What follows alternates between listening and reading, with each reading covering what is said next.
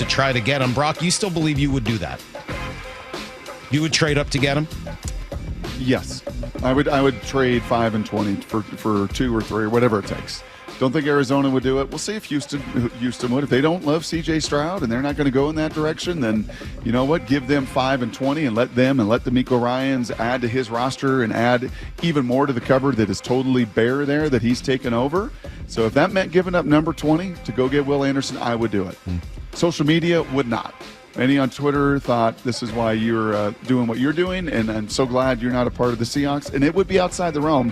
And as I said to you, I bet you that would be a conversation that you're going to have with Jody Allen Tuesday. Yeah. John Pete said that she will be in on Tuesday once their draft board is fully formed and everything is there, and they talk about the plan and everything that will follow 48 hours from that Tuesday meeting. That may be one of the conversations is, you know what, Jody, I think we're in a position here where we're going to go up and get this guy. We feel good enough at 37 and 52 in the second round that we can get a receiver, that we can get a linebacker, that we can get another nose tackle. But to get a premium pass rusher, a generational pass rusher, in my mind, we're going to be aggressive. All right, that's everything you need to know. I mean, when you say generational pass rusher, Brock, I mean, you're talking about Lawrence Taylor. You're talking about, Von Miller? Yeah, I mean, those are generational kind of pass rushers. When you say generational, that's Hall of Fame. Mm-hmm. You see him as a potential Hall of Famer. From what I have seen in his past production to project him into this league, I do. I see a 250-pound grown man running 4.6. I see tremendous football instincts.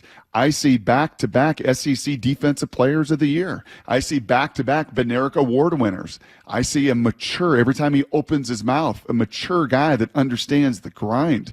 I see someone that played for 3 years at Bama and was not broken down and depleted. Now, that visit yesterday probably included a little further follow-up if there's a medical or a physical that we need to make sure we, dot every I and cross every T. And as Bill Polian said, rightfully so, in a great article, an interview there yesterday with 13 that he's working for, like we don't have, you and I don't have, no, Todd McShay and Mel Kiper don't have, Daniel Jeremiah doesn't have the thousands of man hours that go into digging into these guys. Right, but that's great. But Brock, I mean, I got to tell you, when I hear you say generational Hall of Fame kind of pass rusher, that's, I think, the highest grade I've ever heard you put on anyone the Seahawks could have had a possibility of getting in all of our time working together. Yeah, I don't think I've done that before, right? So this is of all the people that we've talked about, this is the guy you're most willing to go all in on. You feel that strongly about him.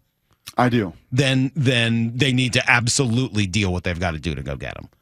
I mean, like, if you feel that strongly about him, given the concerns about Jalen Carter, given the questions about Anthony Richardson, given the scheme fit questions and maybe even upside questions of Tyree Wilson, given some of the problems, quite frankly, we've talked about for the number 5 pick, they have to go do that. Given the it becomes a no-brainer. Given the gift, that's what you called it and have defined it and labeled it. Given the gift of the meltdown in Denver that empowered you and enabled you to have this pick and even have this possibility, yeah, you need to take advantage of that gift because you won't be up here.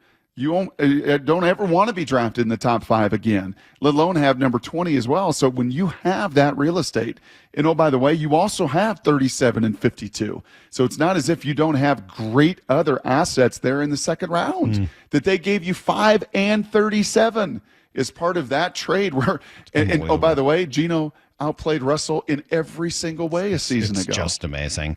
Text, Brock, I've been listening to you guys for over a decade. That's truly the silliest thing you've ever said. What's that? Give up 5 and 20 to get a worse player than you would get staying at 5? What are you talking about? A worse player? That's the Jalen Carter fan club right there. Yeah, we'll see. Pretty long neck on this one, Brock. Save this clip. All right. We're going to be holding you to it. I love it. All right.